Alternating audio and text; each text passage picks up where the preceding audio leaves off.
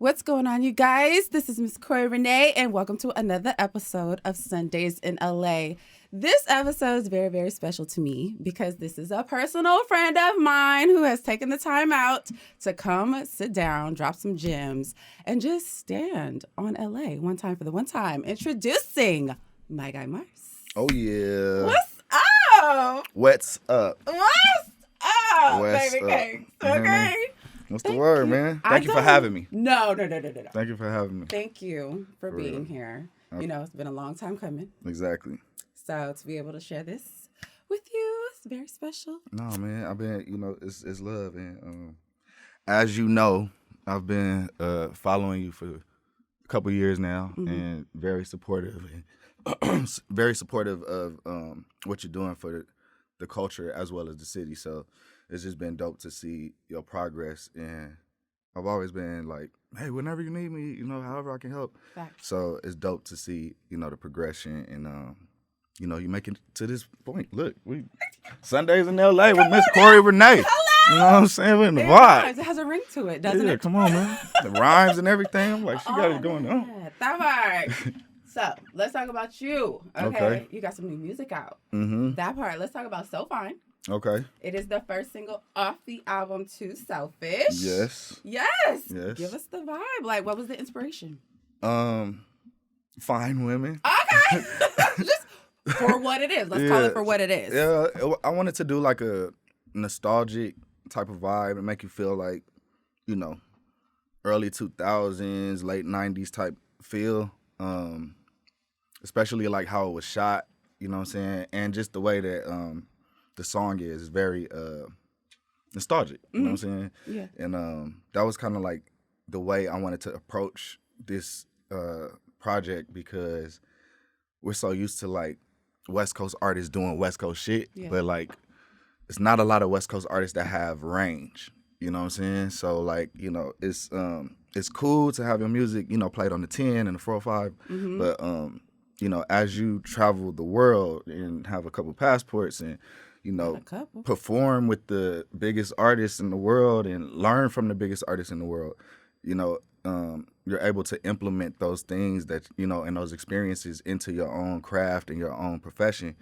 And that's what helps further, like your career and allow you to educate people on the things that, they haven't experienced. So I think that's where I'm very adamant, with the artists out here. Sometimes people take it, another way, but I'm very like, pressure make diamond. I love diamond, so I have to love the pressure. You know what I'm saying? So I think that was the thing, like just trying to create range. You know what I'm saying? So I wanted to introduce it like, all right, this is some West Coast, feel good, and then the next one is gonna be like totally different. You know what I'm saying? So yeah. Nice.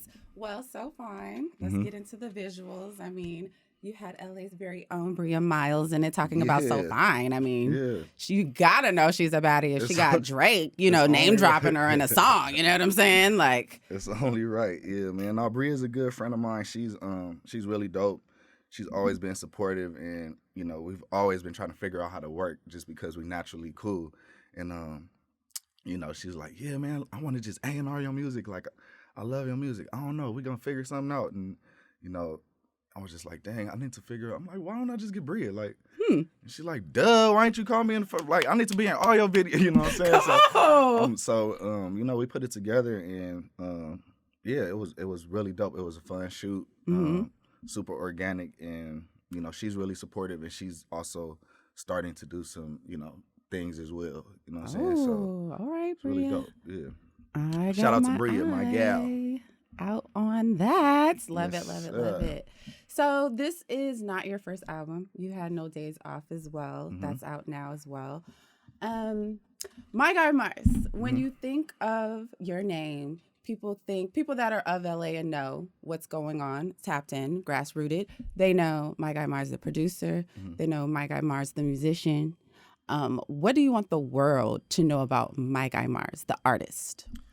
I think the journey and the impact, like all of those different hats are worn by the same person. You know what I'm saying? So it's like it may be different titles or different journeys, but at the end of the day, all of these things lead to one road, and that's to aspire to inspire. You know what I'm saying? So like, you know, with dying empty and creating a legacy, you have to make sure that you give it out as much as you can.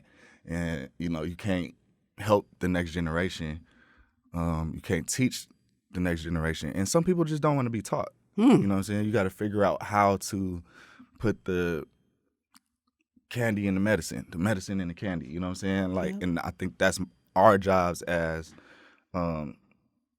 culture writers and culture creators, because not only am I a part of the culture, but there's a few of us that can determine what the culture wants because we're a part of it, but also can code the culture by writing something from thin air and just allowing God to just give me something that would change somebody's life tomorrow or change the culture tomorrow. You get what I'm saying? It's only a few of us that can do that.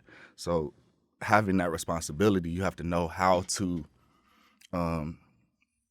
you know, direct certain things and have certain conversations and convey things a certain way to different artists, because some artists are sensitive, like myself, and some artists, you know, just don't care and they just want to have their music played on the 10. So it's just figuring out who wants the information, who doesn't. But I can't deprive people just because these 5 people don't want the information, deprive the people that do. You know what I'm saying? Like, man, everybody that keep coming, man, y'all got it figured out. Let me just focus on myself. While focusing on myself, I still have to give the information and, you know, the journey. Yeah. So, you know, other people can be inspired. You know what I'm saying? Pay it forward. Yeah, of course. Wow. That's why the marathon continues. Hello. I have to pass the baton. You know what I'm saying? Amen. Amen. We're definitely going to get into you paying it forward, your longevity, like, because your catalog is long. All right. Okay. So I definitely want to make sure like that is addressed and very clear to everyone listening to Sundays in LA right now. You hear me? I do want to pivot a little bit though, because like MyGuyMars, the artist, the producer, the musician, he's also an entrepreneur. So he got like a cannabis line, cannabis. He got candles. He got wine. He a part of a brand with his eyewear, like a brand partnership. Hello, check him out. Yeah. Look, show him the camera. I mean, come on now. Okay, yeah, she's not lying. She's making it seem like I'm a superhero, and I am. You are. That's the question. Where do you get all the time? Where are all these hats coming from, and how do you make it all happen? That's my question. Like I said, I want to die empty, and it's a lot of things that. How can I explain this? A lot of people try to take the same door. You know what I'm saying? And it's like 20,000 people trying to get in one door. And I'm looking at this door over here that nobody's trying to get in. And I'm just like, why ain't... Let me not figure out why they're not trying to do it. Let me just do it. And let me see what's behind the door. And that's called disruptive innovation. That's when you do something that, you know, kind of pretty much crashes an existing marketplace and allows the people that's in that marketplace they have to come to you. Like an iPhone. An iPhone is disruptive innovation. It was the first phone that was like a computer phone. So everybody, for the most part, has an iPhone. That's something that whatever you had before, that marketplace has been crashed for, you know, everybody to, you know what I'm saying? To have something and have a tool that is needed but disruptive and innovative. So I think like me thinking of the things that I like, that's the first thing. I have to be a part. I have to like and love the things that I'm doing. You know, I've been wearing glasses since like I was wearing glasses in church, like 13, 14, like it's videos. No, you wasn't supposed to. Well, my dad was the pastor, so it was like I had a little leeway because it was like, you know, come as you are. And I'm like, Dad, they wearing hip hop clothes. You know what I'm saying? Like, all right. So, you know, but long story short, like I've always loved glasses. I've always loved fashion. I've always loved weed. I've always loved, I just started liking wine recently. Okay. You know what I'm saying? But I've been a connoisseur and been, you know, educated on the different wines and shit like that. So I think just not seeing other people do it and me actually love it is what makes me do it. You know what I'm saying? I love doing things that people don't do because it has to be a first for it to be a second and third and fourth. So, you know, I want to do the education so there can be somebody else that's educating it. Damn, that's cool. Like, I want to do that too. You got to be the cool guy to do something to make it look cool, so everybody else can benefit from it. You know what I'm saying? Got you. You have definitely been an educator of like all things ever since I've been able to be your friend and hang out with you and things like that. Trying to wrap up like in a nutshell, like what I know MyGuyMars to be as far as his musical background. Guy from LA, born and raised, into the church. His dad was the pastor. He learned how to play musicians and different instruments. Then he had friends that liked to play instruments. And then those friends came together and you guys ended up forming international band 1500 or Nothing. Then later on, had the Sound Academy. Then you yourself created CEO of After Church LA, giving opportunities to LA artists to be able to flourish and have a platform. Absolutely. So with that being said, like, why is it so important for you to have been a part of as well as create those spaces for LA artists? Because it doesn't exist, and I like my whole take in life is to create better experiences than the experiences that I've had. So even with my son, like I practice thinking of how my dad would whoop my ass or do certain things that I'm just like, okay, maybe I don't have to do it this. You know what I'm saying? Yeah. Because like that's just what he learned from his dad. So it has to be some type of point where you really apply the information and take just another route of doing the same thing. Like I don't have to just take the toys away from him. You know what I'm saying? Or one day I told him, I was like, do you know when you do this, that really hurts daddy's heart and that really makes me feel bad. And he just started. Like it was like worse than a whooping. I almost started crying. I was like, okay, hold on. You know what I'm saying? But it's like just learning the different ways to do things. You know what I'm saying? So I think that's like really important, and that just goes in all aspects of my life. Like just learning how to convey things and create different experiences than what was before. Like I wasn't afforded the opportunity to have producers really like show me stuff and like what I'm saying, like pour into me and go on live and hey, send me some beats for free and let me just what I'm saying, like all the stuff I'm doing is low key kind of like when I hear it back it's like that is crazy, like you know what I'm saying, but it's not about me, so that's how I can operate in that spirit and in my passion. But like hanging around Snoop and you walking in the studio at Terrace Martin and all of these people, like you figure out very fast that they may like you or they may say, yeah, man, let's work. But the actual thing behind it may not ever happen. Okay. You know what I'm saying? But you have to be the person to not be discouraged and take that.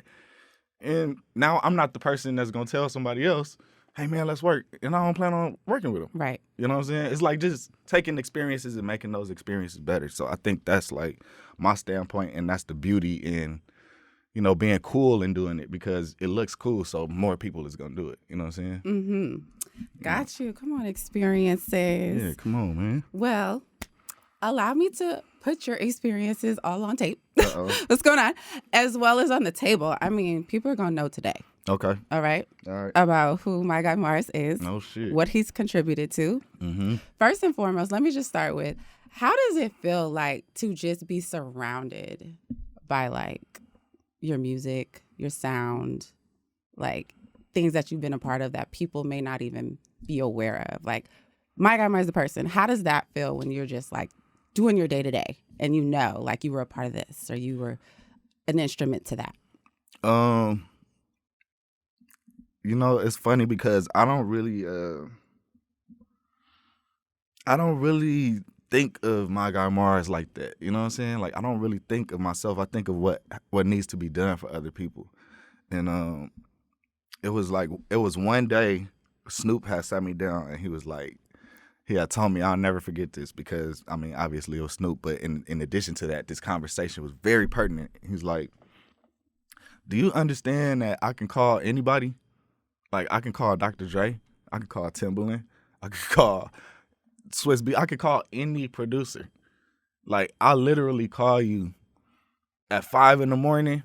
I call you at the, he's like, I know what I'm doing. I know why I'm calling you. He's like, you gotta figure out and understand what this is. He's like, nigga, you the shit. You gotta understand, like, it's cool to, work and look down and work, but it's also cool to recognize where you are and who you are. You know what I'm saying? Because we all got expiration dates, so you want to be able to enjoy the flowers while you're here. Yes. And not smell them while you're looking down, you know what I'm saying? Or look at them like, I wish I could smell, you know what I'm saying? So I think, like, once he told me that, it was like, dang, that's crazy. And, every now and again, I kind of have a chance to, like, sit down and be like, what's next and what have I accomplished? And I think, in those times, I'm able to be like, oh, okay, I did get this done. All right, I feel better about this. But it's always like, what's next? You know what I'm saying? So, I don't think, to answer your question, I don't really think I spend a lot of time focusing on the things I've done rather than focusing on the things that need to be done and how I can contribute to help other people's lives. But it is a blessing to be able to, have these records and experiences with people and, have like the only diamond with Kanye and stuff like that. That's really cool. Why are you jumping ahead? I'm just saying, I just thought about it like, dang, you are, that is kind of cool. Like, right? Let's talk about all the cool productions you've been a part of. Let's talk about it. Yes. The most recent that I can recall would be Busta Rhymes' Blockbuster. Oh, yeah, absolutely. Shout out to him. Shout out Busta Rhymes, my guy. Yes, he was just here, not even like less than a month ago. That's crazy. Yeah. Shout out to my guy, Romeo of the KDay Morning Show. They were hanging out and they were talking about all the different albums and the songs that were a part of this album. But we here today are going to talk about this song that you produced. Nice. Legacy with C, Trillion, and Rye, his entire family. Yes. Okay, his lineage. It was epic. How was it? Epic. I mean, like the whole way that happened was crazy. The short version is basically I was doing these beats for breakfast and putting beats on my Instagram, and like he would start commenting under some of the Instagrams, and then one day he called me like, "Yo," like FaceTime me, like, is that how he said it? This is crazy. Like he's like, "Yo, what is this?" Like he's going crazy, and I'm like, he's like, "Man, send me this right now, whatever." I send it to him. He FaceTime me again. Yo, I'm hearing on the big speakers, like, yo, what? Oh my God, like what? And so then he's like, all right, cool. I'm gonna do something to it. So then when he gets done sending it, he's like, yo, I got my daughter on it, boom, boom, boom. I got this, see if it's something that you want to change or, if this is cool, boom, boom. And, everything sounded so organic and felt real. Yeah. It felt like like energy in the song, you know what I'm saying? I was like, I don't want to, like, let's just leave it like this. This is amazing. Shout out to DJ Khalil and Mike and Keys for being a part, but it was really dope to be able to have, Busta Rhymes and like Busta Rhymes being one of the first albums I heard, because like I said, I'm a pastor's kid, so I couldn't really listen to secular hip hop, none of that. None of that. So, me hearing like Busta Rhymes from the first time in like middle school, or, high school, I was like, this is crazy. Like that's literally what changed my life. So I told him that, I'm like, yo, this is crazy to go full circle, to be influenced by, Jay Dilla, right. You know what I'm saying? And yourself, like, and fast forward now, you got a song with your family, with your kids on it, and it's like a Jay Dilla influenced beat. You know what I'm saying? Like, it was just like, this is crazy. Like, thank you, God. You know what I'm saying? Thank you, Busta Rhymes, and thank you, God. The first. Yeah, man. Amazing. So now, because your catalog is so long, I want to do kind of like a small speed round. Okay. So we're going to kind of like, I'm flipping my little page over. Oh, good. Okay. And we're going to go through like some of your hits. Mm-hmm. And what I'd like to do is, once I name the song, if you can give me like your favorite moment or what stands out most to you while you were doing the production of that song. Cool? Nice. All right. Here we go. All right. Since you like to jump ahead, let's go ahead. I didn't know. And start with Kanye West's Stronger. Kanye West Stronger. That was an amazing experience. Basically, I watched him make the whole beat from scratch. I was in the studio the whole time. I forgot I was in the studio because I was just looking at him like turn this techno beat into a crazy hit. And by the time I forgot I was there, he was like in the middle of doing the shit, and he like, "Hey Mars, you hear something?" I was like, I wanted to be like, "Oh." Like, "Oh yeah, I'm Mars." Like, "Oh, hell yeah, I hear something." Shit. Like, "Yeah, give Mars a keyboard. Tell him whatever keyboard you want." I think I got like I don't know, a Phantom or something at that time.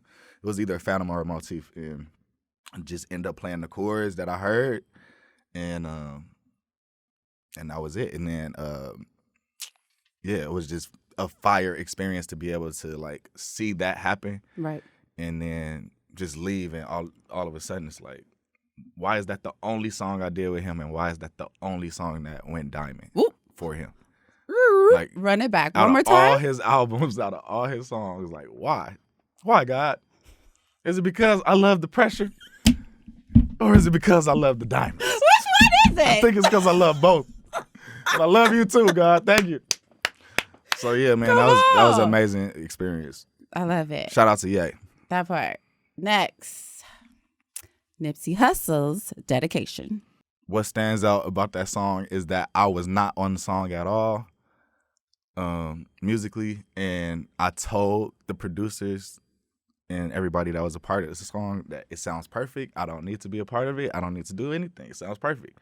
And this is how you have to be, and where the ego is the biggest thing. I mean, the song is the biggest ego. You know what I'm saying? That's where people get it fucked up. You just want to be a part of it. It's 12 people in there just because they want to be a part of Nipsey record. Okay. The main person that Nipsey has said in interviews, my sound comes from Mars. And you've seen the interviews. Absolutely. I'm not even in. I'm telling them that y'all don't even need it. Okay, so there was asking for your expertise, asking for your energy. Asking for me to put something on the track. And what you did was say no. Yes. Okay. But at the end, I was like, fuck it. I'll just try something at the end. Okay. At the end of the song, though. Okay. So I literally, like, at the end when it goes dedication, it's just like the chords. Like, that's what I did. Okay. Because the song was already perfect. I didn't need to put nothing on it. So it was dope to be able to, like, you know, that's when the education comes in. You know what I'm saying? Like being able to know what to do, what not to do, when to, you know, insert this, when to, you know. Yeah. So it was dope to be able to, you know, not be a part and still be a part. That part. Come on. Yeah. Jay-Z's Show Me What You Got. That was a pivotal time because I think that was like the first and last song with the original 1500 and Nothing band. Okay. So Bam, Chuck, Brody, myself. You said what? Rest in peace. Yes, of course, rest in peace. Bam, Chuck, myself, Jonathan, Brody, and Lawrence. That's the original band. And it was just dope to be able to go in there and like do what we do in church over a record. Like, you mean we can like just have church? You know what I'm saying? Like, so we do organs, pianos, drum. Bam is going crazy on the drums, doing all the solos, and you know, we didn't even know what was gonna come from that. So to be able to have a record where a band is playing, and it got to the point where I was going to the club listening to even the Lil Wayne version.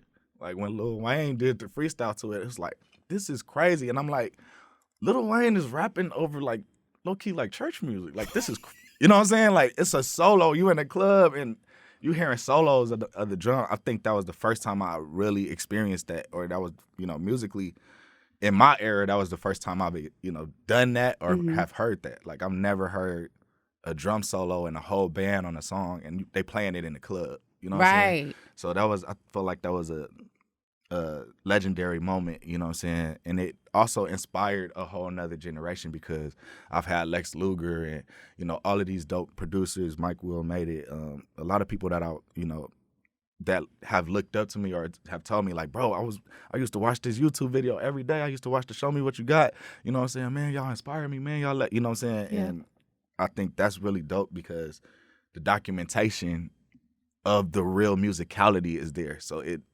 again, applies the pressure. You know what I'm saying? Set a bar. You know what I'm saying? Just a little bit. Yeah, pick up an instrument sometime. You know what I'm saying? All you producers out there. They ain't always about the drum kits. Yeah, pick up an instrument. I love BPM Create. You know what I'm saying? I love all of these different places that have platforms that you can, enhance BandLab, that you can enhance your sound. I have a sample kit on BandLab, but it's like, pick up an instrument. Got you. You know what I'm saying? Noted. Let's see. Chris Brown's "Take You Down." That is my favorite. Look, you heard it? She was like, what? A shout out to Val. She was like, my gal Val. Yes, okay. He did it. This is him. That was like one of my favorite songs to that has been placed or whatever, because it was so like, if you really think about it, it's just a West Coast beat slowed down. Like, it's like a real, like, if you slow down, we can freak it into a slow R&B, baby making music, baby making song, it would be that. You know what I'm saying? And I think, like, and it's not the intention of doing that. It was just like, I didn't know what I was doing. I was just making some music. And I literally didn't know what I was doing with the program that I was working on. It was my first time working on that program. Okay. So, yeah, it's my favorite song that I produced because it happened very organically, and it's like so outside the lines. The bass is drunk, the keys is high, it's like so many West Coast elements and things in there, but it all comes together. You know what I'm saying? And yeah, I think even with not knowing what I was doing, it's a part in the song where it's like, here we go, take it off in this room. Hey. Yeah. So that little, yeah. Hold on, don't get too excited. I know, right? My bad. she about to take it down. Hold on, y'all. On the mic, okay, take you down. But listen. Yeah, I didn't know how to use a program, so that's why those chords like just play out like that. It wasn't on purpose. That was an accident, and I didn't want to tell the producers. I didn't want to tell Damon. I didn't want to tell Chris Brown. So I was just like, "This is it. I'm standing on business." Yep, I did that and I meant it, and I did not. So that is a great accident, guys. Beautiful accident. Appreciate y'all, and shout out to all the babies and everybody that has been still being made since. There's parties named after that song. Like, it's still magnifying and seeping its way through our culture to this very day. Love, man. Last but not least, Snoop Dogg's "Never Left." Yes, sir. Snoop, the Never Left album, I would want to go with Blaze Up. Blaze Up was a song that Battle Cat and I produced together. Shout out to Battle Cat. Yeah, DJ and Battle Cat. Shout out to Battle Cat, because Battle Cat is like one of the only producers that I can call like anytime. I'll ask him anything or tell him like, stop giving out so much information. You got to make him come to the class. You know what I'm saying? It's like we have that type of relationship where, he's always been like supportive and always been like very helpful for the people that are passionate and deserve the help. You know what I'm saying? Like, it's some people that'll show up to class and they just feel like I need just give me the information. I'm just waiting on the information. But it's the people that's like, yo, where's the package and where's the lesson? You know what I'm saying? Like, once they start asking and being adamant about it, which I was, he was very, how can I say, helpful with just giving me information. Like, this is how you do this. And I come to the studio, just let me sit in the studio. Like, you know what I'm saying? Like, so shout out to Battle Cat because, fast forward, we end up having a song together and producing the song together. And, yeah, that's legendary to say. You know what I'm saying? Facts. I mean, we just talk about legendary. We just finished having KDay 40 honors honoring DJ Battle Cat. Come on, listen, Cat. You see? Legendary. Y'all know what he's doing. That part. You hear me? Well, I just want to say thank you so much, Mars. Seriously. Thank you. For coming, supporting me as you always have. And I wish you nothing but Blessings on blessings on blessings. I appreciate that. All right. You guys, be sure, if you haven't already been following MyGuyMars, follow him on Instagram at MyGuyMars. You already know what to do with me at Miss Corey Renee on Instagram. This has been Sundays in LA with Miss Corey Renee on 935 KDay Hip Hop back in the day.